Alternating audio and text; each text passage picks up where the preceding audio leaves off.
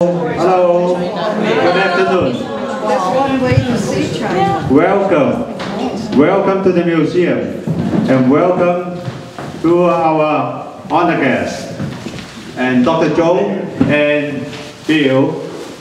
They are going to give us a lecture on the sweet and sour today. Okay.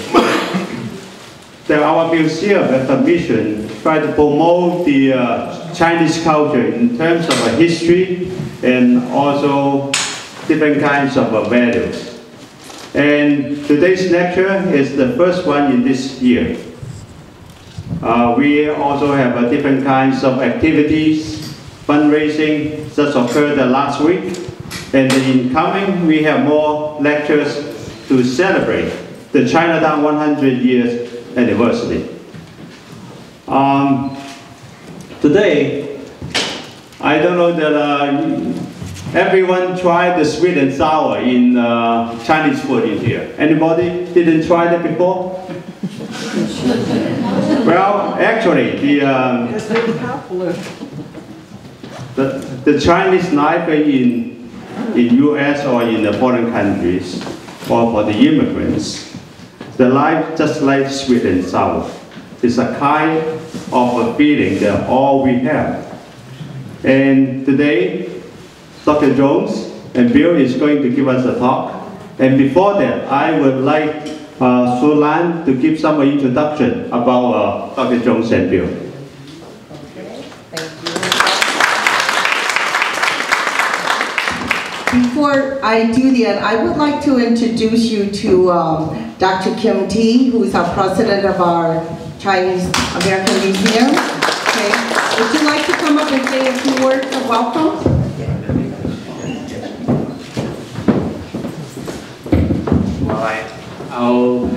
On behalf of the Chinatown Museum Foundation, the Chinese American Museum of Chicago, Raymond B. and Jean T. Lee Center, I welcome each and every one of you here today for this lecture. And after the lecture, you are more than welcome and feel free to go through the exhibit on the first and second floor. Suran will talk a little bit about maybe the title of the exhibition, what it's all about. Keep our event in your calendar for future upcoming events. We have the website ccamuseum.org, and we have different lectures and activity like what Ron said, and you could participate to join as a member. You just sign up as a membership, you will get our e-blast, the email list, on our email list about our activities. I'll pass on the mic to Suran, and thank you again. Thank you, Dr.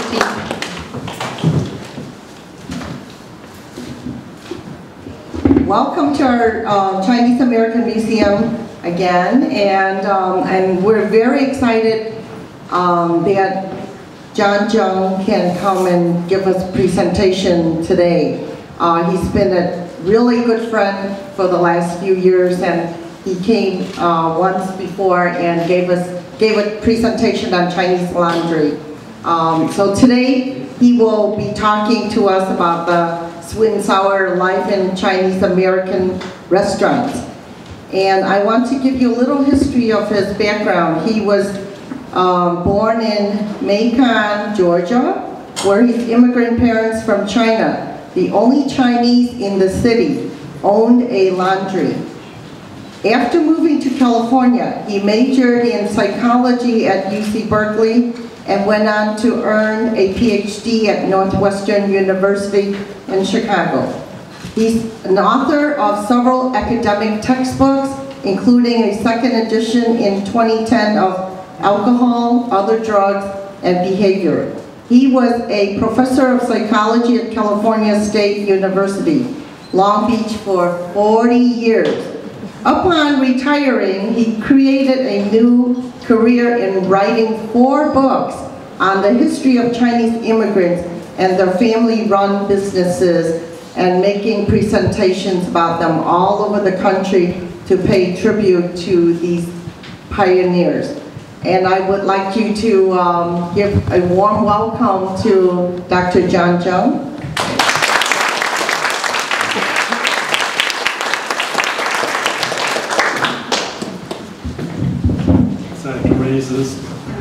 Can you hear me okay? Yeah. Yes. All right. Thank you so much for the nice introduction and welcome back to your museum. I very much enjoyed my last visit here and really look forward to this occasion today to get a chance to speak to you again about another aspect of Chinese Americans' immigration history. Sweet and sour obviously is I won't say a pun, but it's a word that has culinary significance. And I chose this title for a number of reasons, but one of them being that obviously it's linked to food. Next slide. When I, click one, yeah, okay. This is a quote from Louis Chu, who some of you may not know, but he was a Chinese American writer, and one of his books turned into a movie, Eat a Bowl of Tea, which was a pioneering Chinese American film. And so he made this observation: the average American knows very little about the Chinese restaurant. Now, however, lest we appear smug, he also knows that the average Chinese knows equally little about, maybe just perhaps a little bit more. So that kind of puts things in perspective, I think. When I talked to someone who grew up in a Chinese restaurant, I told him about this work. This is what he said about my title and explained why. So it's very clear that this was a way of making a living. And at that time, when these restaurants were started, it was one of the few viable ways that they could make a living. And then we also have the other part, that there were some bad things about running a restaurant, and had to deal with relationships with customers and some of the abuse that they took in conducting their business. Next. Now, one might wonder, given today that there's somewhere, okay, I guess it's running on automatic right now, but hopefully it will stop. I read somewhere that there were like 45,000, maybe going on 50,000 Chinese restaurants in the United States. Whether it's 40, whether it's 50, it's a large number. And we kind of take it for granted now. We look around and see Chinese restaurants everywhere. But we have to remember that when the Chinese first came over, Chinese food was not really highly regarded and was seen as, you know, very foreign and maybe, you know, not too appetizing. So what I had started to do on this was I was going to show you some possible reasons that people might come up with for why eventually from almost no restaurants to 40 or 50,000 restaurants. So one idea might be that some of these immigrants, or many of these immigrants, ran restaurants in China. So when they came here, they just carried on what they had been doing before, because that was what their skills were. However, this wasn't true at all, because most of the early Chinese who came from Guangdong were peasants or farmers, rural, not very highly educated, and they certainly didn't run restaurants. So you might say, well, let's look at it another way. This is supposed to be like a multiple choice test, but said, okay, somehow they had heard about Chinese food in the United States, and so when the opportunity came to go to a Chinese restaurant, they just, you know, swarmed down there and just filled up the place. Well, if you look historically, you will find that Chinese restaurants were not very popular at all with non-Chinese, that only Chinese would go to a Chinese restaurant. In fact, Chinese restaurants were quite disparaged and looked down upon, as I'll show you more concrete evidence in a moment. And then you could say, well, Chinese ended up doing things like running restaurants, cooking, or washing clothes, laundries, which were the two most common prevalent businesses that Chinese did, was that they, you know, didn't really know anything else. But the fact of the matter is, historically, we know that the Chinese did try a number of other occupations. but they were kicked out, literally, and prevented from participating in fishing, lumbering, mining, manufacturing, and various other forms of business. So in that sense, the Chinese turned to restaurants eventually because they had few other alternatives. Next slide. Okay, that's the answer. Okay. Since I don't have a remote, I have no control over this. All right. So we can say 1882, that was the year the Chinese Exclusion Act was passed in the United States. And when you think about what are the day-to-day consequences of that, this is a vivid image of what that would mean. It would mean that on the streets of Chinatowns, in large communities with large populations of Chinese, there are no women, there are no children, there are no families. There are just these men. And what are these men going to do for meals? Okay? So in a way, it's sort of like there was a need for some place for these men to, eat. Next slide. Now, the restaurants were important also for psychosocial reasons. It wasn't just a place to get something to eat, as in this quote in a dissertation done back in the 20s. The Chinese cafe served as a place where no one would stare at him, make him fun of him, or mistreat him. Here he may eat with chopsticks instead of knife and fork, drink tea instead of cold water, wear a comfortable dress instead of stiff collar and unmanageable tie, talk and swear in Cantonese dialect, and indulge in a cup of ungape, which is some rice wine, and a game of fan time. So you could say this was like a community center for these men. Here's just a couple of images from an early periodical that sort of illustrates what it might look like.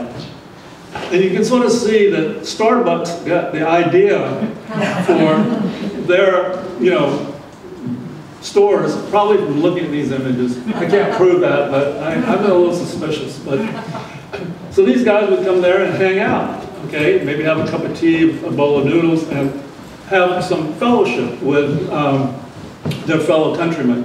Next slide. This is just a sample of maybe what the kind of menu for those fondue, small little cafe restaurants would serve. They were not at all like the things you see on a restaurant menu today in Chinatown. These were peasant foods. They were sort of like the equivalent of Chinese soul food, right? Like, I guess one that a lot of the early Chinese like to joke about is ham gui, salted fish that, probably you have to grow up eating that. I mean, I know a lot of first-generation Chinese who wouldn't eat that because their parents would eat it, but it would just be something even foreign to their children. All right, so this was the kind of food that they ate. A lot of offals, a lot of intestines, a lot of stomach, and a lot of other stuff that most people who go to a Chinese restaurant would not order even today. Next. Now you also have to remember, to put this all in a perspective in terms of the significance of it. Well, these Chinese did not mainly have experience as cooks in China, or not to the point where they can run a restaurant. So here are some images in both the US and Canada of how some of the men got into cooking, because a lot of them were domestic servants. They would be hired as houseboys. They would work like there's a train there, probably he's a cook on the train. So this gave them experience, well, washing clothes as well, and also cooking. Although the cooking, we have to recognize, was they were cooking Western-style food, but for their white employers. But nonetheless, I think that gave them some of this experience so that they could begin to open Chinese restaurants, at least in other parts of the country.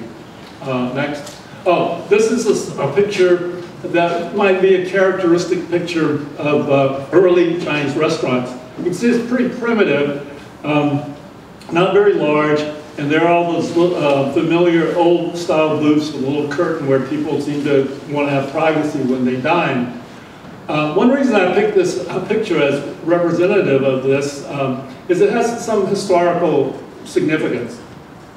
This restaurant was owned by the father of a young Chinese-American writer in the 1920s.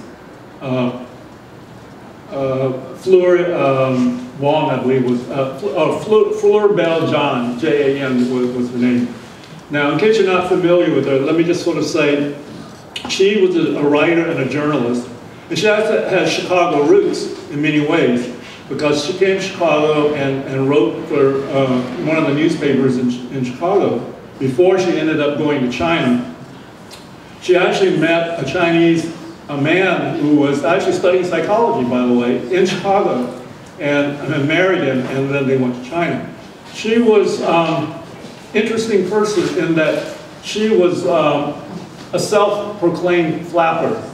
So you have to remember that in the 1920s, you know, a Chinese American, especially a female, would be very traditional, and parents would, you know, disapprove of her doing anything that wasn't very Asian. So she was a rebel, and she hated working in the restaurant, so she left. And it's very similar to like Anna May Wong. She grew up in a Chinese laundry. She hated that, and she left and, you know, went to Hollywood. So what she did is she came to Chicago, and then that restaurant she was discovered, if you want to call it this, not the same way Anna May Wong was, but some missionary discovered her, and he wrote about her and said, this is an example of an assimilated Chinese. This was a big point at that time, because a lot of people said, you know, we should not bring the Chinese in because they do not assimilate.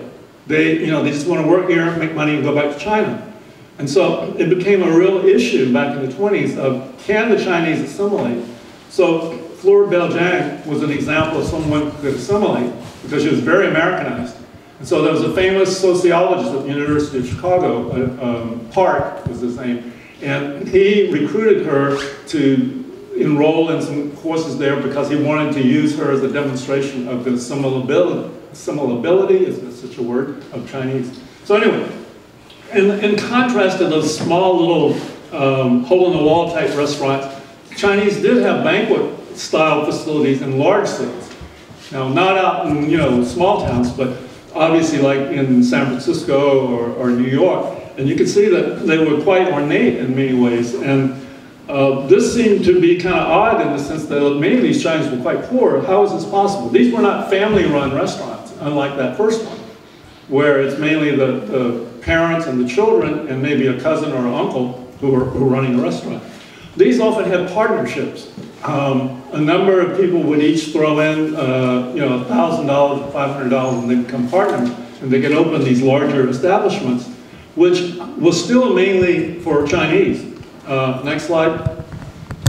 Now, in Chicago, this is an ad in the early 1900s for a restaurant in Chicago, which you can see is quite opulent.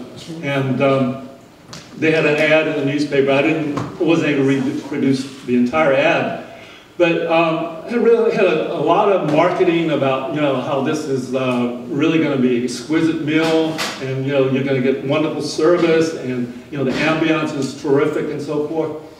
And there were several other restaurants managed by this Mr. Chen Foyne, who was the president and general manager here. Now, how did this come about? Well, actually, at that time, in the early 1900s, just before the revolution in China in 1911, when, you know, Sun Yat-sen overthrew the Qing dynasty, there were people there who wanted to prevent that. Kang Yue was a person who wanted to reform the empire. It's called the Empire Reform Society. So they didn't want the emperor, you know, the Qing dynasty to fall. They didn't want, you know, revolutionaries to take off. They wanted to say, okay, let's just reform it. You know, we can keep it and just make it better. And so what they did is they invested in restaurants, among other things. In other words, the idea was they could get Chinese in the United States to open these restaurants by forming partnerships, and they could make money and send that money back to China to help support their causes. Well, needless to say, it failed because the revolution did occur, and some of those restaurants failed and Chim Foying, sort of his restaurant's closed, I believe. Here's a similar opulent restaurant in San Francisco, which kind of bears a similar name. And what was surprising to me when I was doing this was to discover how widespread dance floors were in these restaurants. I mean, I was literally surprised. I didn't think there were anything like that. But then again, a lot of restaurants, not just Chinese, of the larger type, did have dance floors because, and this is not for dancers to entertain the diners. This is for diners to go out and dance. So it was more of a norm or more popular then. So this is an example of one of those restaurants. Next. Now, I put in this slide, which sort of might seem to you a little out of place because it was like a sociological study, but this shows you what happens historically, say from 1800 to 1990. The line going up shows that the population demographics are changing. People are no longer in the majority out on the farms. If you're out on the farms, you don't go to restaurants. If you're on the farms, you eat at home. You cook your own meals. Now, as you got cities, you know, with industrialization, you got more people living in cities. They don't eat at home. They live in rooming houses or whatever. They're going to eat lunch out at a little restaurant or something. There's going to be a whole new opportunity for people to open restaurants. So you could say that clearly, I don't know exactly where you want to call the major point, but certainly by 1900, restaurants were really beginning to become part of the scene in urban communities. Next slide. So you can say that gave opportunities not only to all people to open restaurants. Chinese, you should say, would also have benefited from that, right? But the kicker was that Chinese food restaurants could not benefit from that as rapidly or as easily because of things like this. The average American, when he approaches the Chinese table, does so in fear and trembling. Vague presentiments of ragu of rats, mayonnaise of mice, and other similar. This was very eloquent, right? So you get the general drift, okay? And you have imagery like this appearing in the Washington Post. There's a Chinese restaurant, guys coming out of the kitchen, and the children are bringing their pets to the restaurant. And you can imagine what. So that's the implication. Here's an editorial cartoon that was accompanying an article written by Theodore Dreiser, the novelist, before he became famous. And basically they're showing these Chinese in a little, you can't see it too well, but they're all having a bowl of noodles. And out of the bowl of noodles is something with a little tail on it. And it says, do you want tails with this? And you can also see that they're not really using chopsticks properly. There's one in each hand and so forth. But that was the idea, was to promote this image of, Chinese food. Do you really want to take a chance and go to eat in a Chinese restaurant? Okay, next slide. And here's another aspect. There were other aspects of this fear of Chinese restaurants. There were laws passed in various places. I think this particular one might have, it was out in the LA Times. They said, we don't want to allow white women to work in a Chinese restaurant. Next. And you could sort of say the hidden agenda was they didn't want stuff like this going on.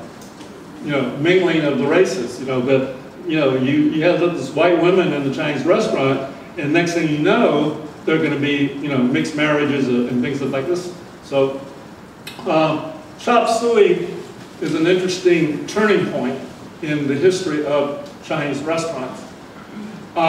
There's several different theories about chop suey, and I'm just going to mention them kind of briefly in passing. In 1896, a high-ranking official of the Chinese government came over on some diplomatic mission.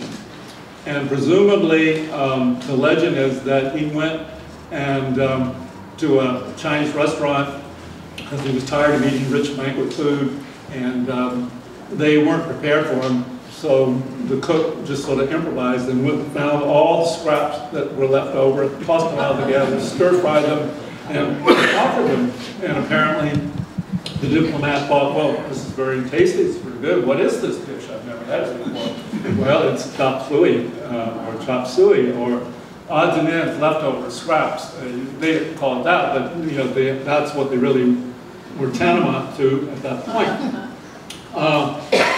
So, because people are very influenced by status and prestige, so once the newspaper started reporting this, that, oh, the viceroy from China went and had a nice meal of chop suey, and other people who were not Chinese started wondering, well, what is this thing called chop suey?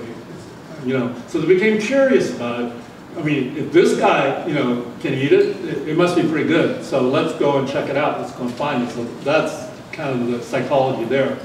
A different version is that, as Jennifer Lee calls it, the greatest culinary joke ever played, again, from one group against another, was that out west, so you can say one joke was, one version is more Eastern version, one's more of the West Coast version, that late at night, some drunken miners show up at some little hole-in-the-wall restaurant, and they want food because they're hungry and they're demanding food. So the Chinese restaurant owner doesn't know what to do. He has no food. He doesn't want to, you know, get beaten up. So he goes and finds all the scraps, throws them all together, and serves them. And they were pretty tasty. And the people, the miners, really liked it. You know, what is this? You know, it's chop suey. So that's how chop suey got an inroad there, and it kind of helped Chinese restaurants. But it could be that neither of these are literally true, that people like to believe them. They have a certain ring of truth to them, but no one can really document these entirely. Plus, there's evidence that Chinese did have something that was sort of like chop suey back in China. They, you know, they may not have exactly the same recipe. And also the Oxford English Dictionary showed that there was something like chop suey in the Oxford English Dictionary before the Viceroy came to, you know, back in like 1882 or something. So part of the answer is what's called slumming. Okay, this was a cartoon in a New York paper showing sort of a lot of yuppies, they didn't call them that in that time.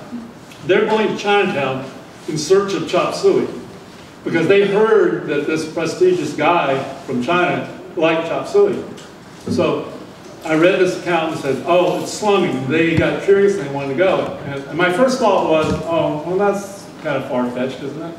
And then actually I thought back to my own youth in San Francisco, and I remember distinctly, we would go in the late 50s or whatever it was, a bunch of us from Chinatown would go over and cross Broadway into North Beach, which was where the Italian area was, and which where the Beat generation was. Because we were curious to see what the Beat generation was like, but we were afraid to go over by ourselves, so we would go in a group and check it out. Now, if you're younger than that, you could say, well, maybe you were aware of the hippie generation, the flower children. Okay, the Haight-Ashbury also attracted a lot of slumming. People who were not into the hippie culture went out to Haight-Ashbury because they wanted to stare and gawk at the hippies. So that was the same thing. And the Chinese sort of merchandised this in a way. So you organize sightseeing tours, you have even tickets when you punch out holes and stuff. So you pay, and these experts, these tourist guides will take you through deepest, darkest Chinatown and show you all the opium dens, prostitution, you know, places, and other types of sinister, evil things that because everybody likes to be a little afraid, you know, but you want to have a safety, like going to see a horror movie. All right, so that became marketing, and people would go to Chinatown for those purposes. Next slide. So because of this chop suey mania, if you look at pictures from the 20s and 30s, you cannot find a Chinese restaurant that does not have in its sign the word chop suey. It's glaringly everywhere. And chop suey became so popular that, oops, yeah, thank you, that this is sort of like chop suey helper. Okay? This is for people who don't know how to make it. An Iranian American and I think a Korean American formed La Choy. They just made up La Choy. It kind of sounds kind of Asian, okay? So they put up this ready mix. You know, you go and get the meat, but we've got all the other stuff, and you know, just throw it together. In case you're worried and you don't think you can actually pull it off, I love this image here that I got from the Museum of Chinese Americas in New York. Don't worry, the Chinese genie chef will hover in the background and guide you, and everything will turn out. There's nothing to worry about. You know, you're safe with the toy. It became part of the American art scene. Okay, and Edward Hopper, the famous artist, you can tell, even though it's not completely there, he left out parts, but we all know that that's Chop Suey on the sign there.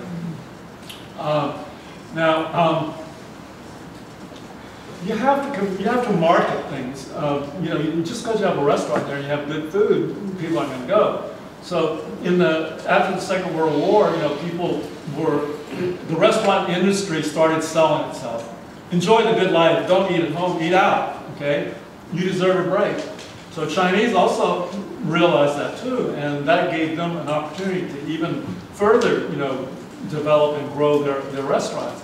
And as you see in this next image, one of the things next that they did was to sort of convey that they would, next slide, be able to, okay, I'm one ahead of myself, or else I got skipped one. Okay, one of my favorite quotes, and actually Clement Attlee in the 50s made this pronouncement about his feelings about Chinese food. And so a restaurant on the menu would print things like this, which you wouldn't see today because it would be kind of redundant or superfluous. But you're doing a sell job. You're trying to persuade people, because there were a lot of people who were afraid of Chinese food or unfamiliar with it. And so you got to tell them that it's going to taste good, it's healthy for you, we've got satisfied customers, and they eat heartily without fear of distress to the most delicate stomach, and that our foods are stimulated to their jaded appetites. Okay?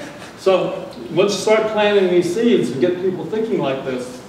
All right, another kind of interesting way of looking at this is to look at the signs on restaurants. In the early days, like the early 1900s, and, you know, until probably 1920s, you would see signs like this. Let's say you went to that restaurant on the left and you really liked it. You want to go home and tell your friends about it. How are you going to tell them where to go? I mean, you can say go to 10th and Main or something like that, but if you don't have the exact address, you know, you could, I suppose, draw the characters. So they had to evolve the name, so the sign started looking like this, transliteration. So you have the Chinese characters for people who can read Chinese, and then you have the transliterated version for the people who can't. So you can tell people, oh, be sure you go to Gokwa, because it's really good. But you wouldn't be able to say it in Chinese, you know, unless you were Chinese. All right. Next, you could do both. You know, you can have the English version and the Chinese version. And I like the sign on the left. They covered all the bases. They, you know, we're not just Cantonese. We got Szechuan, we got Mandarin. You know, we got everything. Hosai Gai means sort of prosperity.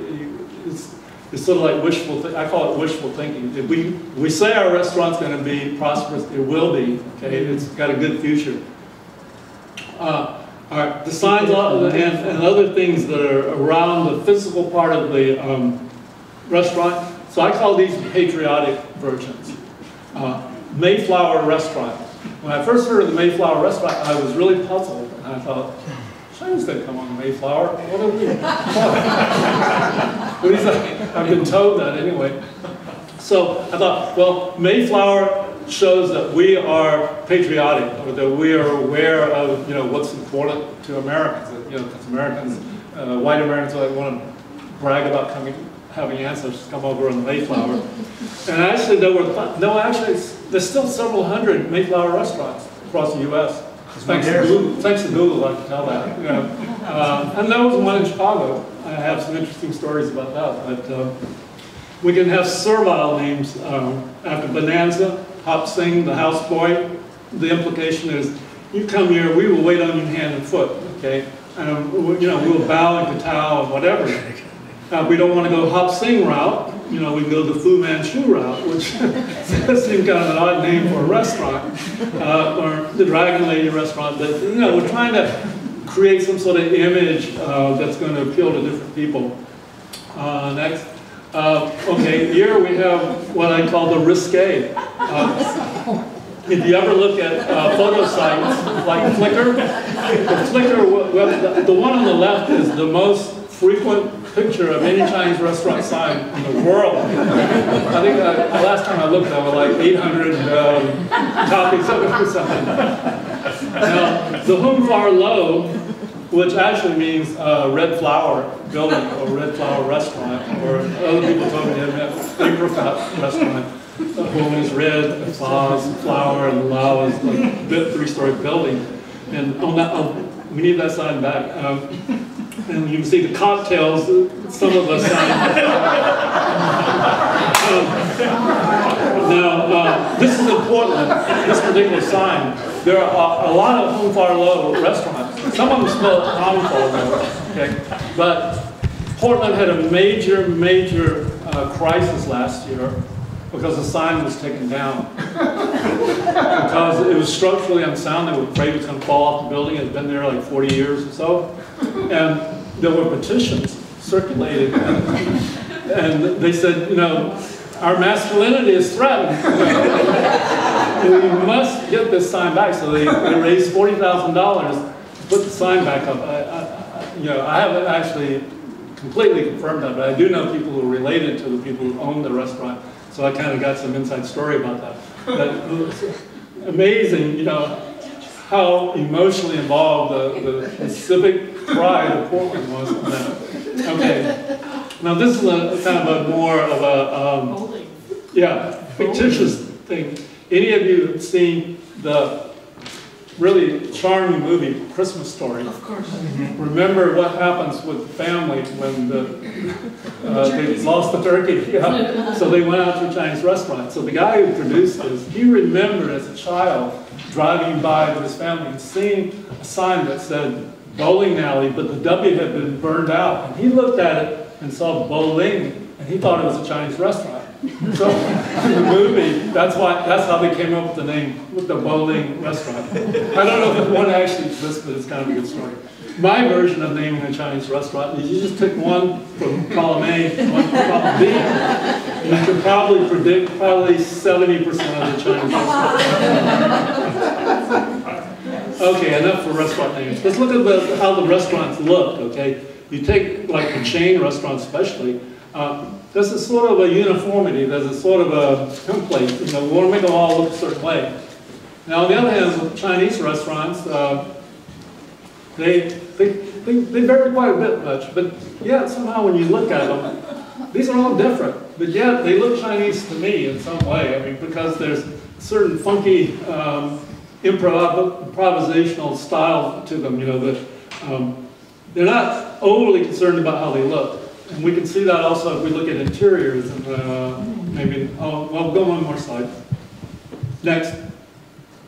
Here we can see trying to sell exoticism. I mean, we would probably want to overdo that nowadays, but at that time, it was a way of getting customers interested in it. It was sort of like, hey, come and eat in our restaurant, and vicariously for the next hour, it'll be like you get a trip to the Orient. Okay, you're in a pagoda-like looking building. You know, we got panda bears everywhere and Buddhas and everything. So you're not, you know, in an ordinary American restaurant. You're in a different ambiance. And ethnic restaurants do tend to do this now. I mean, whether it's, you know, Mexican or whether it's Chinese or French or whatever, we want to recreate something of the culture of that ethnic group. Next. We don't waste storefronts. See that building on the bottom left is perfectly good. The roof's not leaking. It is a KFC, I think, but it's now Lamb's restaurant. So why spend money, you know, changing the look? It's perfectly functional. That's a Chinese hospitality, okay? That probably looks like a drive-through thing down there. The one up there is a train station up in New Hampshire. And there's a bank in West Virginia, and that's probably a house of pie somewhere in California, I don't know. So we recycle, we don't waste, okay? The interior. I don't know who does the interior design for Chinese restaurants, but I think they do their own. Each person just sort of, you know, makes do with what they've got. So you got this sort of really individualistic, stylistic interior. Okay. Now, here's a menu. It's actually from a Canadian restaurant. but I don't really make a huge distinction between American Chinese and Canadian Chinese, but you may not be able to read this, but there's only one or two items that are really Chinese food, you know, and they're mostly like chop suey and chow mein. They're the ones at the bottom. Everything else is standard fare from a typical American restaurant. And this would have had to have been the case if you weren't near a large Chinese population. If the 99% of your customers were not Chinese, you could not survive if you had a very large Chinese menu. You had to sell things to them, serve things that they were familiar with. So when we call it a Chinese restaurant, it's Chinese because it was owned and run by Chinese, but the food was, you know, not really Chinese. Next. Now, what I'm really interested in addition to the history of Chinese restaurants, is the experience of the people who lived in them and worked in them. And so that slide before was about a documentary. It's actually 5 DVDs done by a Chinese Canadian who went to 15 different countries in search of Chinese restaurants, and he filmed them and interviewed them and so forth. So next slide. The quote that he has in the preamble for each of his 15 segments, as it says, whenever he travels, he looks for Chinese restaurants. And then the punchline that I really love and like, and which is sort of like why I was involved with this, inside every restaurant, I will discover a personal story, a unique story of courage, survival, and hope. And that's Shuk Kwan, who's the documentarian of this.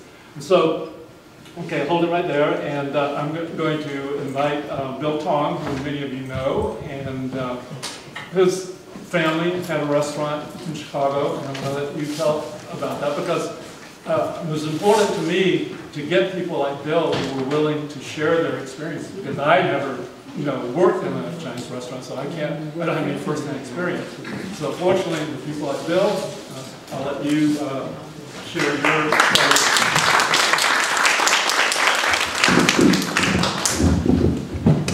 This photo dates back to around late 1954. Tong's Tea Garden was the family restaurant that was founded by my late father, Jerry Tong. I referred to my father as Dad in Dr. Jung's book, and I neglected to write out his name. But his name is Jerry Ziyun Tong. And he and my grandfather, Tansung Tong, founded the restaurant, Tong's Tea Garden. It was actually the second restaurant in our immediate family. It's on Chicago's north side. It's down the block from Northeastern Illinois University. At the time this was built, the university didn't even exist. My family was actually in the neighborhood, just hold this because it keeps tripping on me. It was actually in the neighborhood since 1947 or so. There was a predecessor restaurant called the Lee. The reason it was called the Lee was because it was owned by Mr. Lee. My grandfather had been drafted into the U.S. Army in World War II, and it changed the course of our family's history. He was a second-generation Chinese immigrant. My great-grandfather worked in a Chinese restaurant when Chinatown was based at Clark and Van Buren in the South Loop, south of downtown. And he worked there for 18 years. In 1924, he made plans to return to China for good. And my grandfather came over and spent just about a month with him in Chicago. And then my great-grandfather went back to China. My grandfather worked in various Chinese restaurants, mostly as a waiter, but he did learn how to cook, and he was very interested in learning how to cook American food. And it was a skill that he applied later. So he managed to find work even during the depth of the Depression. Grandpa took the North Shore. It was an interurban train that ran from Chicago to Milwaukee, Wisconsin.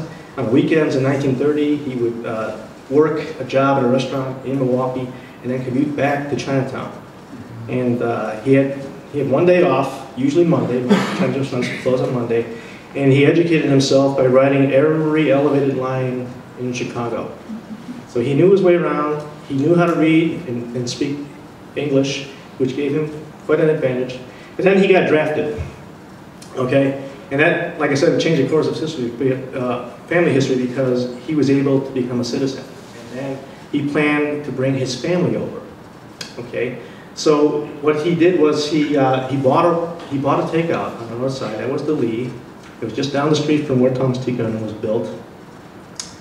And he bought it from Mr. Lee, and he staffed it just with family members. My grandma came over, my aunt, and my father staffed the restaurant. And in the early years, there were also nephews and nieces of my grandfather, because his older brother in Chicago had like 6 kids. So my Uncle Harry and Aunt Clara also worked at the Lee. After 7 years, opening 363 days per year, only 2 days off, Thanksgiving and Christmas. Yeah. My father said he couldn't believe how hard he was working in Chicago. He came here not knowing any English, couldn't read any signs, and he told me years later, he said, I was so depressed because I felt like I was blind because I couldn't read English. I felt like I was deaf because I couldn't understand English. And I was working every day. And they lived in Chinatown, and they commuted to the north side on the public transportation system. So in 1954, my grandfather hired an architect, bought a plot of land just down the block on the other side of the street. It was a vacant lot. There were only 2 buildings on the block at the time. And they built Tong's Tea Garden. So as you can see, Tong's Tea Garden originally opened as a takeout, and the living quarters were built upstairs. And then that eliminated the long commute. So it opened as a takeout, and the first year or so, business was kind of slow, and then it picked up, and then they had to hire extra staff. They would hire high school kids to, as order clerks. And for a time, Grandpa offered delivery. He told me the story. He said, there was a Ing's chop suey just half a mile away. And the owner of Ing's came up to him and said, I'm going to drive Tong's out of business because I'm going to offer delivery. So my grandfather then offered delivery, and within a year, Ing's was out of business. So he had the last laugh.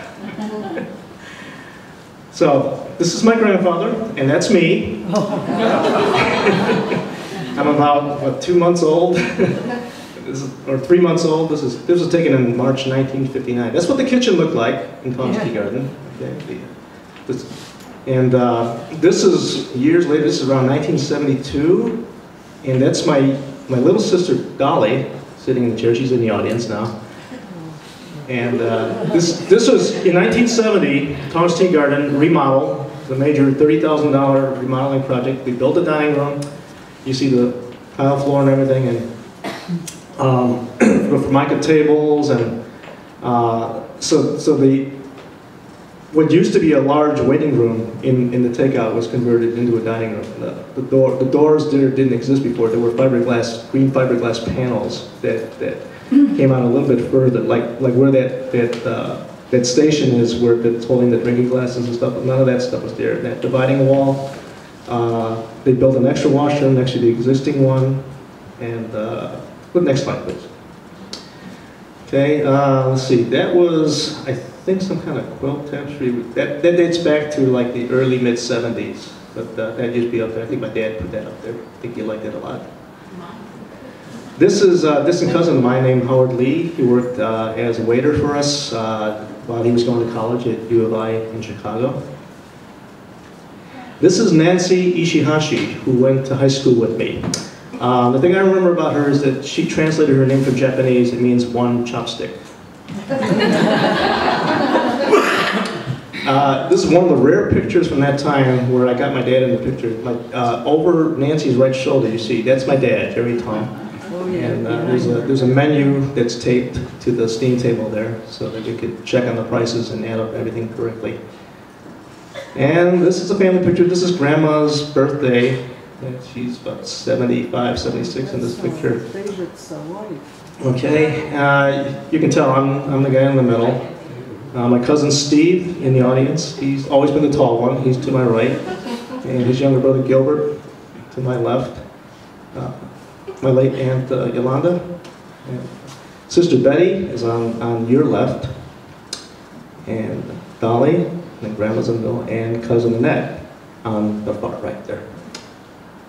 And when I met Dr. Jung initially through email, we had a number of email conversations, and in 2008 he emailed me and said he was making a visit to Chicago to see some old friends and colleagues of his at Northwestern.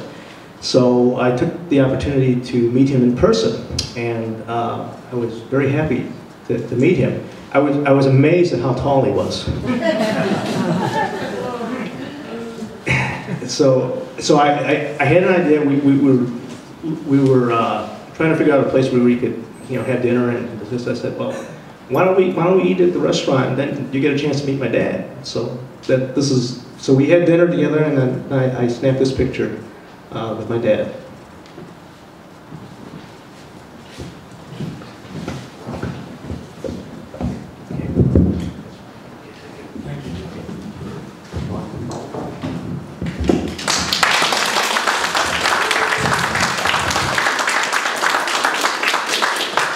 Thank you so much, Bill. Bill's story is, very similar in many ways to other people whose parents ran family restaurants. And so part of what my book, and I guess I'd say the best part, is I got 10 people like Bill whose parents ran restaurants. And I said to them, I want you to tell me about what that experience was like. How did your parents get into that business, and what was like for them, what was like for you and your siblings and so forth. And so I got people from the South, I got people from the West, I got people from the Midwest, people from the East, to try to, because the sample is still rather small, 10, but nonetheless I think it gives you a much better idea of what, was behind the scenes. Okay, now earlier I talked about chop suey, and how important it was. But it wasn't the only reason for its success. So someone, a food writer, was talking about in the early days, the fare of the Caucasian laborer consisted mainly of beef, beans, bread, butter, and potatoes. In contrast, we have the Chinese menu, and without reading the whole thing, you can see there's a lot more different things. Some of them are kind of strange, maybe dried seaweed, in terms of Western taste and so forth. But the implication was that the food tasted better, and so that was also a factor in leading to the eventual success of Chinese restaurants. We also had this matter of low price. Those prices were probably in the 30s or whatever, but how were those prices possible? Well, one major reason was these people who ran the restaurants had 5 or 6 kids or cousins and uncles and aunts working there day and night, and really not getting paid other than room and board, basically. And so they also picked, inexpensive areas in which to open their stores if at all possible. And as in other businesses like laundries and grocery stores, many of them lived on the premises, like Bill's family lived right above, and saved time. It also protected the property from people vandalizing and so forth. And those who were a little larger and actually hired non-relatives to work for them, they didn't necessarily give them a lot of money. They gave them room and board. And it was quite common, like in those 3-story restaurants, one of the floors would be like a dormitory. It would be like a rooming house for the waiters and the dishwashers. That they would have sleeping quarters right in the restaurant, so they didn't have time wasted commuting either. So you have a shared kitchen facility at the end and a bathroom, but they were like living, in pretty meager circumstances. Next slide. Now, if you want to look at the negative side, let's look at service in a Chinese restaurant. Now, things have changed a little bit, but the stereotype of the Chinese waiter is he's very rude, he's offhand, deliberately uncomprehending. So, however, because people want to go there for cheap and tasty food, maybe they're willing to suffer those waiters and so forth. Now, in defense of the waiter, I'd like to sort of make an argument that what could you expect in that these people are working long hours, low wages, many of them don't speak English. Even in China, they're at the bottom of the social ladder. So when they come here, and they have no other opportunities to do anything except to work as a waiter to pay off all their debts to people who brought them over and so forth. Yeah, you'd be a little snarly too, and short-tempered. So I guess what I'm saying is I'm not defending them, but I'm sort of trying to understand why they're kind of that way. Now, a different issue and an important one that's often raised about Chinese food is the authenticity issue. So things like this, these three items, you know, we could debate whether they're authentic or not. Now, in California at least, we don't have General Tso's chicken. We call it orange chicken or something. And so this cartoon, you know, kind of is related to that, by the way. I couldn't resist. Who is history's greatest monster, General Tso or Colonel Sanders? But anyway, getting back to this point of General Tso's chicken, it is widespread. But it's kind of interesting that on the East they call it one thing and on the West they call it something different. It took me a long time to figure that out. Now, some question was whether it's authentic or not. Should it be authentic? So let's make it authentic, okay? Let's serve everybody bitter melon. Let's, you know, serve chicken feet to everyone, pig feet, boiled tripe, etc. I suspect that the average non-Chinese customer will not be particularly interested in having this type of authenticity.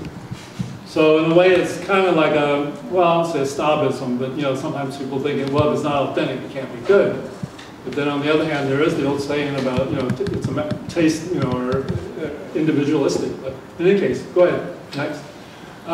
So here's a quote from Grace Young's book, which aptly points out, my father always warned us that if we served strictly Chinese food, we'd lose business. This is a restaurant in Texas, somewhere in a small town. Now, here are some dishes that are kind of unusual. Well, particularly like the one like chop suey sandwich. What is a chop suey sandwich? Sloppy Joe.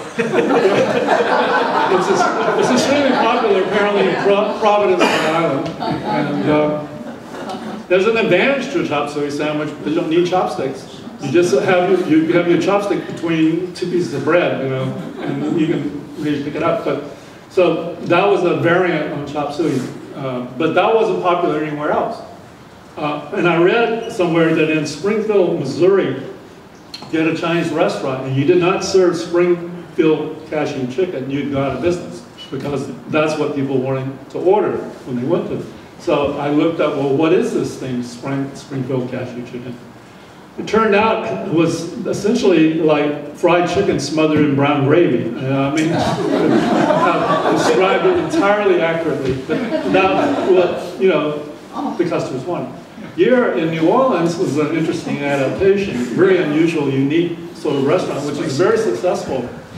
And you can see we have Sichuan spicy alligator, okay? So we're taking advantage of the fact that we've got a lot of alligators in Louisiana, and people don't mind eating them. And so that, you know, is a good example of where that might not be authentic for something in China, but it resonates to the people, you know, near New Orleans. Next, here in San Antonio, I believe, Texas, we have sort of Tex-Mex Chinese, a little bit of everything, you know, again, to suit the local clientele. Now, as the late 40s, early 50s came, Cantonese food started having a real decline in popularity. And one of the ways that some Chinese tried to redefine themselves was to create a different image.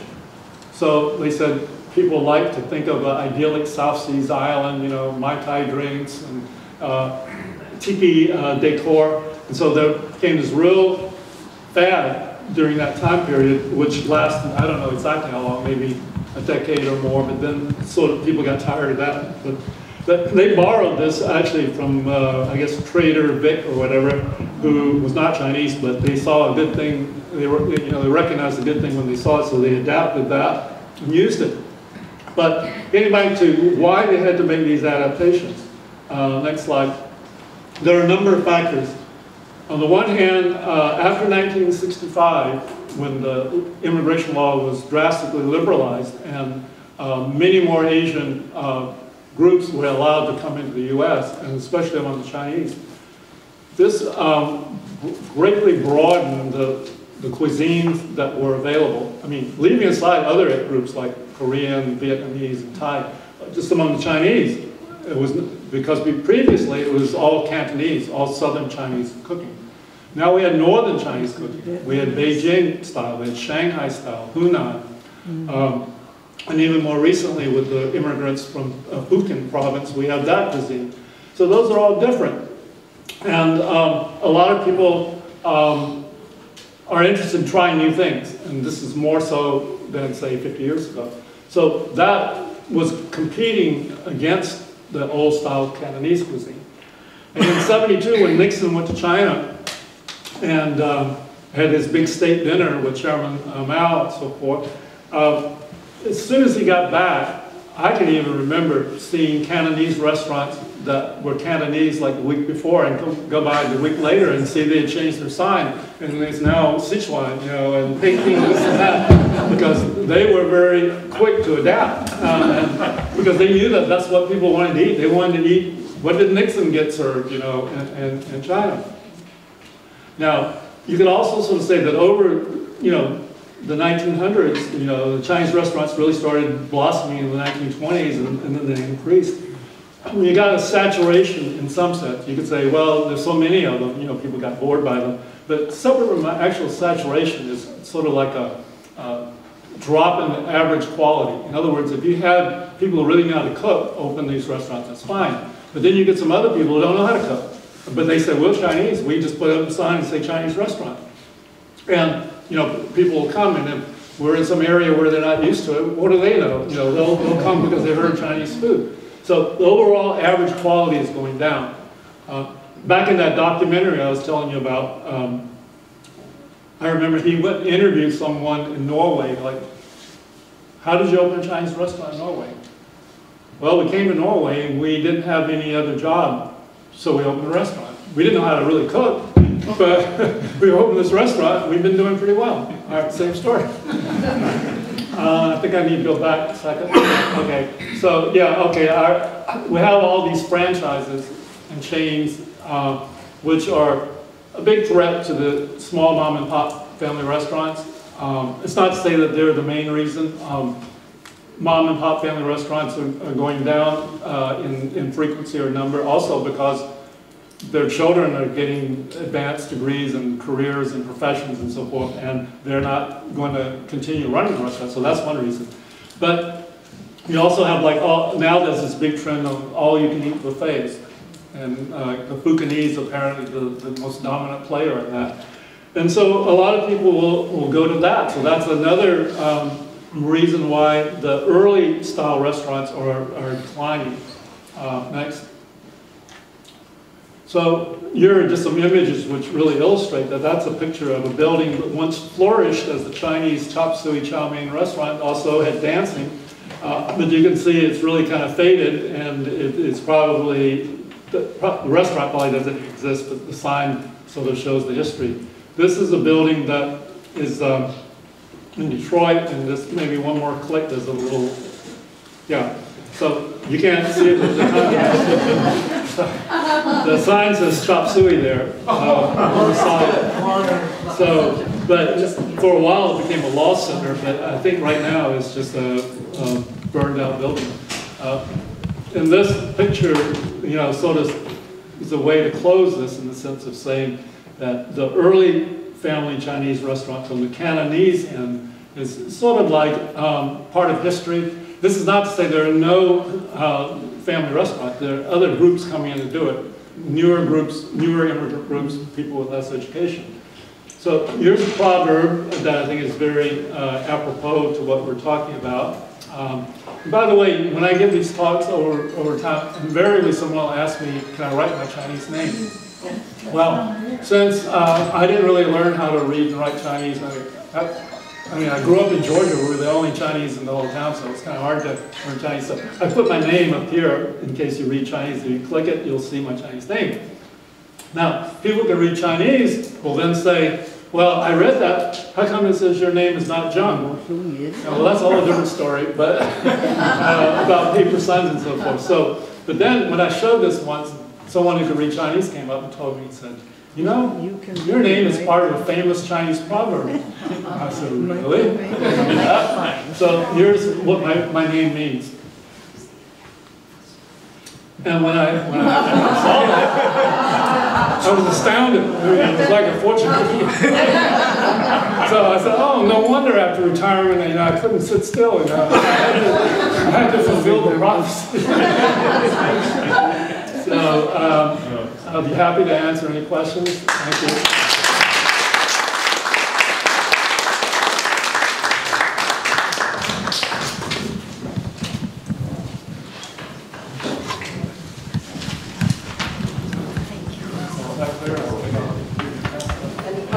That first menu you posted, the top price was $2, and then they went down to 75 cents and 25 cents. $2 seemed like a lot. Was that what kind of restaurant or market was that? Okay, I don't remember trying to look at it that closely recently, but it was, you know, like that menu came probably from a New York restaurant, probably like in the early 1900s. It was the cafe said Bill. Yeah, and it was mainly for just, you know, Chinese immigrant workers and stuff.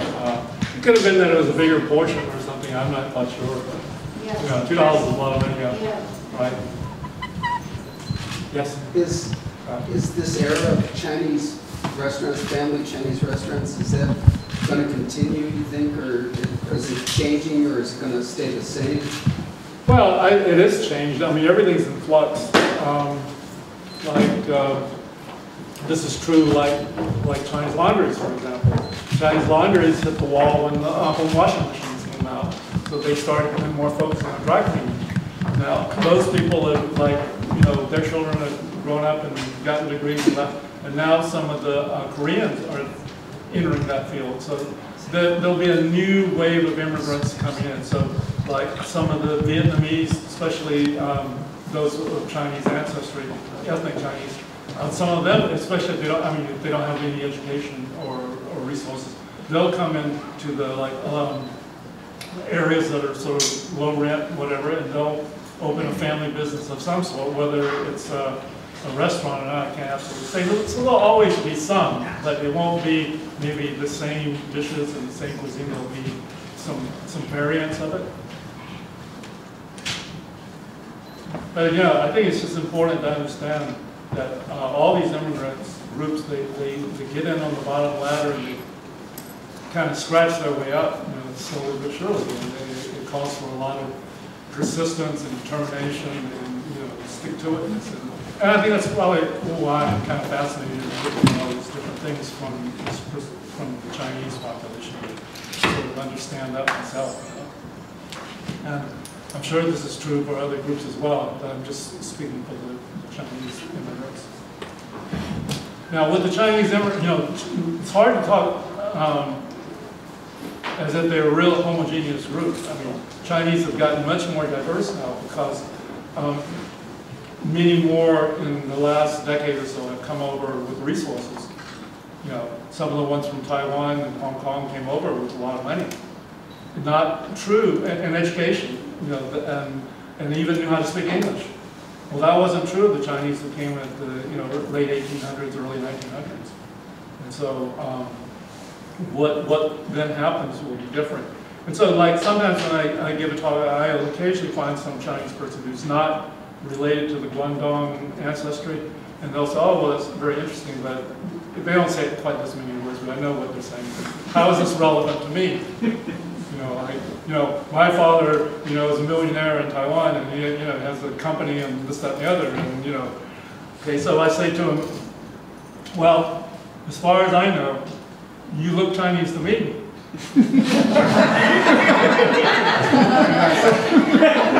I say, as far as people are not Chinese, I don't care whether you've got $1 million, or whether you just got off the boat, or whether you're from Taiwan, or whether you're second generation, third generation, whatever. You walk down the street, and people first look at you, first thing they see is, you're Chinese. And this history of how Chinese were perceived and treated over the last century, there's still remnants of that that are going to influence how even the most privileged, Chinese in terms of education and resources, are still going to be part of them that's going to be considered Chinese. And the old joke is, Chinese guy's got a PhD from Harvard, and he's talking to someone. Hi, you sure speak good English, It's still there. I get a lot of this. Yeah. This this may pertain to somewhat your own experience and a lot of the people that you've spoken to in a variety of your books, but you know, growing up in America, I've always been amazed at where you find an isolated Chinese family with a, I mean, I've eaten Chinese food in Tonopah, Nevada. You know what I mean? Like, and I'm interested in talking to these people. Is there sort of a common? It seems like it's a very courageous strategy to sort of strike out and move into places where you aren't sure what you're going to encounter. So I was wondering if there may be themes or ways that people have talked about this choice to move to these areas. No, it's a good question. It's not necessarily a choice. Sometimes you have no other choice. See, like, I don't know if you're familiar with the book that came out a year or so ago by Gene Faisal called Driven Out, which is a really detailed story about how on the West Coast in particular, the Chinese will literally run out of town on the rail. You know, you get until midnight to get out of Tacoma. Right. They call it Tacoma method. You know, you're going to die if you don't get out of here. Okay, so you vamoose, and you start moving east. And so they ended up going to places where it was, you know, they'll say safety in numbers, not safety in numbers. Safety is being by yourself because you're no longer a threat or less of a threat. And so you kind of like aren't noticed as much. But once you get out there and you got like several hundred of you and you're all kind of clan together, you know, grouped together, then, you know, people might get a little suspicious of you and they kind of worry about you. But like my family, we were the only ones in our town. I mean, we weren't a threat to anyone, so they left us alone, right? So Topa, wherever it was, Nevada, that's probably like on the main line of the railroad, Union Pacific, Central Pacific. If you look along where it goes, like Omaha, Provo, Ogden, probably within a few miles of there, you're going to find Chinese all along the rail line, you know, because when the railroad was finished in 1869, there was this gigantic celebration, hurrah, they're transcontinental. For the Chinese, it was, hey, we're unemployed. We don't have to work. And they didn't even get return fare back to the West Coast. And it was like, hey, you're here. You're in Promontory Point, Utah, or whatever. And so they gravitate to where they go. But the network is really important. See, I'm doing some research now because I'm following up on my Mississippi Chinese stuff. And it's amazing how complicated their migration patterns are. It's not uncommon for many of them to go on to live in 5 or 6 different places before they ended up where they met. It's like they didn't just come over to San Francisco, get off the boat, and go straight to Mississippi. You know, they went to Portland, they went to Fargo, they went to Minneapolis, they went to Chicago. And then maybe they had a relative who said, hey, there's economic opportunity here, and then they go down there. And yeah, it's fascinating. I bet. Why were the Chinese considered a threat? Because if you think in terms of the Mormons, who were a threat because economically they were, you know, did very well, but the Chinese that came over for the building were mainly rural people. So why would well, because it was cheap labor. See, Chinese would always work for the lowest price, and they worked hard. And so when there was economic prosperity, there wasn't a problem. You know, there's lots for everybody. But around the 1870s, in particular, there was a big major depression, which lasted probably, you know, for 20 years or something. And so AFL-CIO, in particular, Samuel Gompers, was one of the most racist. You know, it was because it was protectionism. We want the jobs for white people. So the Chinese people, yeah, they're peasants, but we don't want them here, and we don't want any more coming. So we want to get rid of the ones that are here, and we don't want to let any more come in. This is true in Canada, too. And Chinese had that same experience in Australia, New Zealand. You know, it's not just unique to the United States. Because Chinese were different, and they were cheap labor, and, you know, other kinds of concerns about the, you know, being different. They don't want them there after they have done the work. And so, like, okay, you finished the railroad, now go home. Yes, anything else? Any more questions? On a different note, what trend do you see for the next hot Chinese cuisine?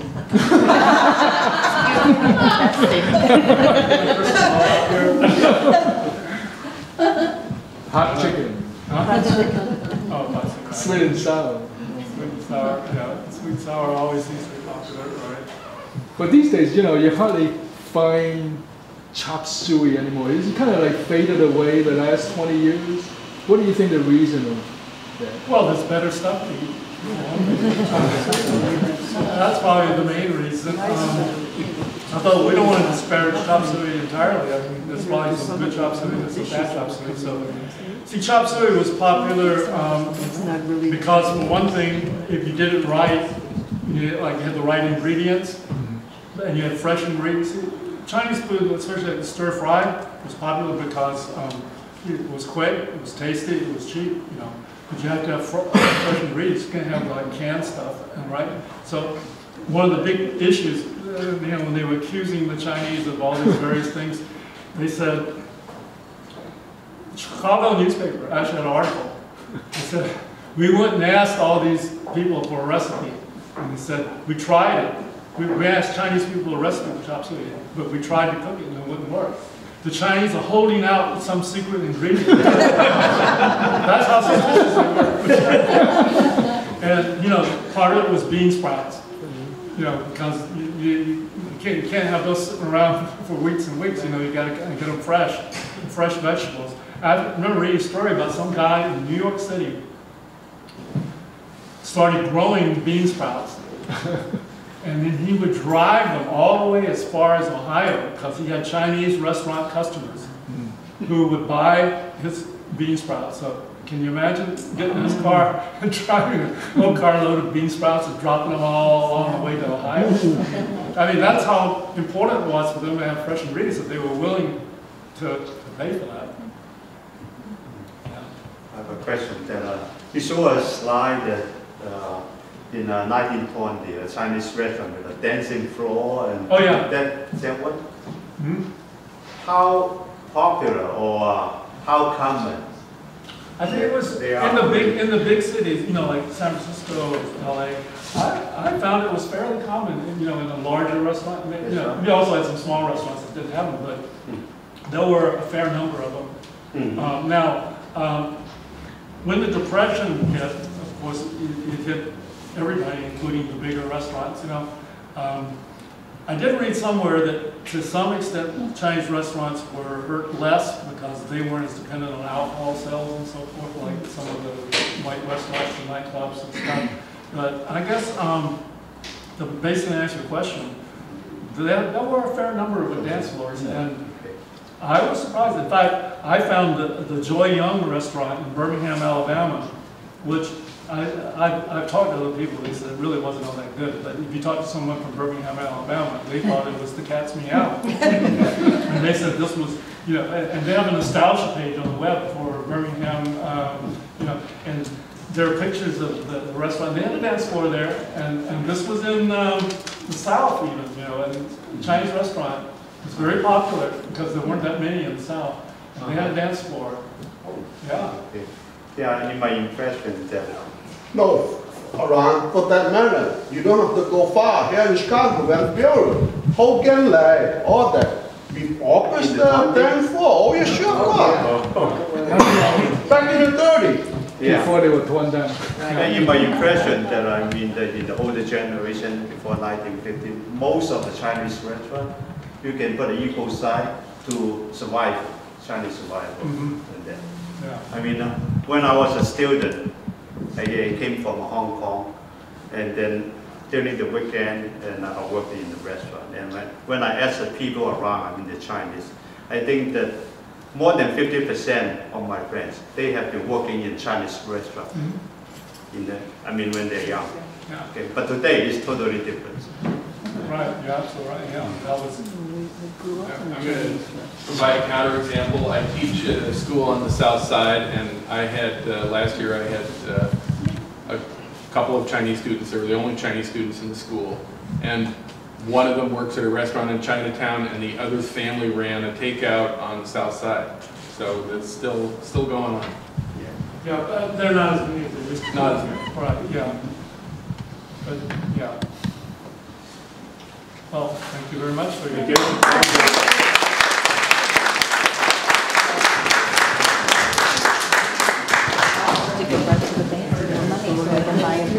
I was running late. I didn't realize the beginning. if someone want to have Dr. Jung's signature on his book, or Bill, and then you can go to the desk, and then he would be more than willing to sign the book for you. Okay?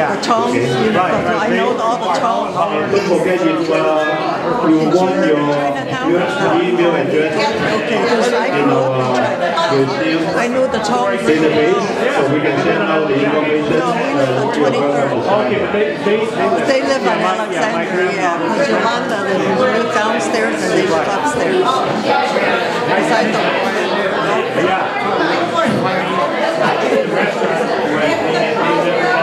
because I saw Yolanda's picture, I said, oh, you're related to Yolanda.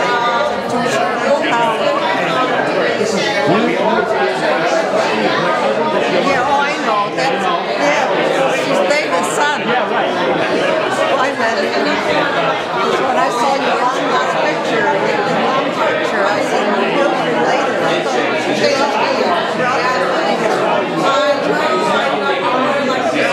yeah, David's son.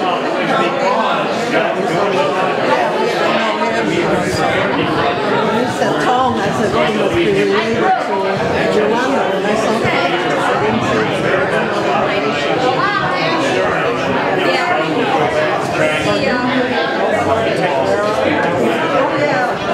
I may, you can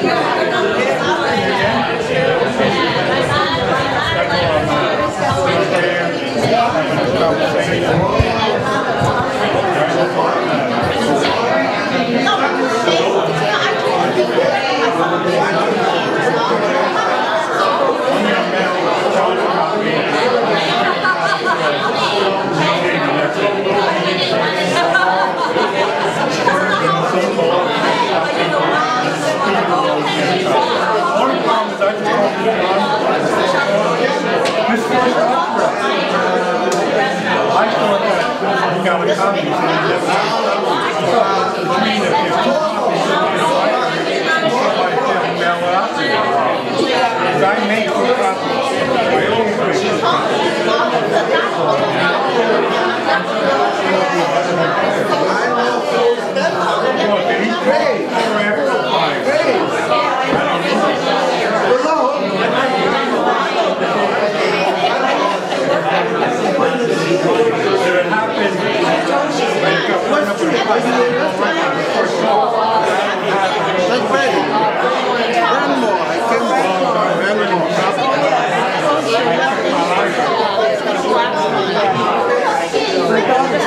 from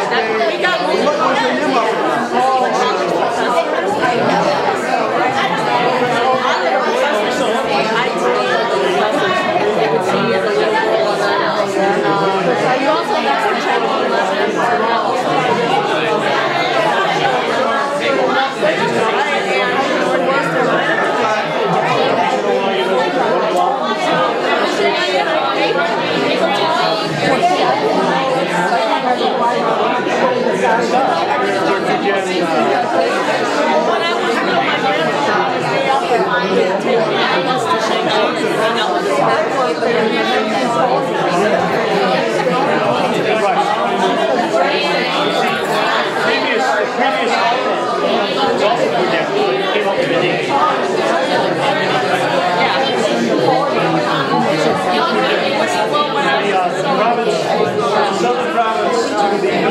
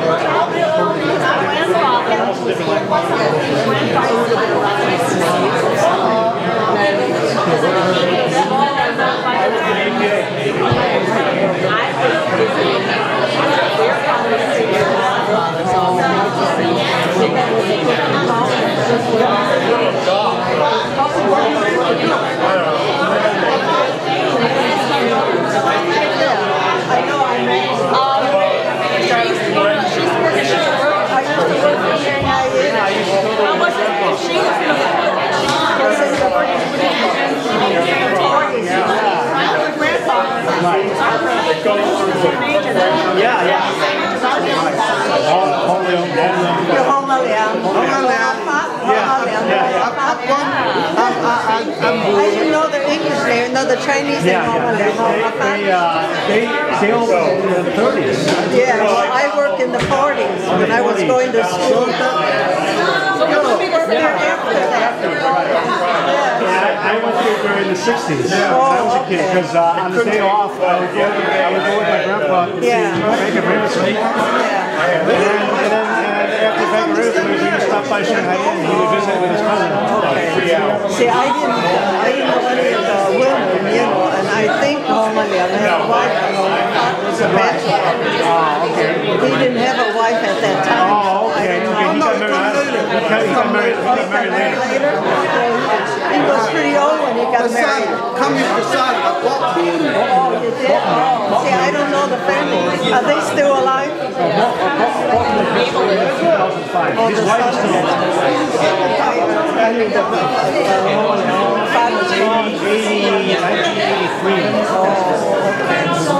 See, 4 years after my grandfather. I lost contact with him when I left the restaurant. I remember telling me, you know, the only day that he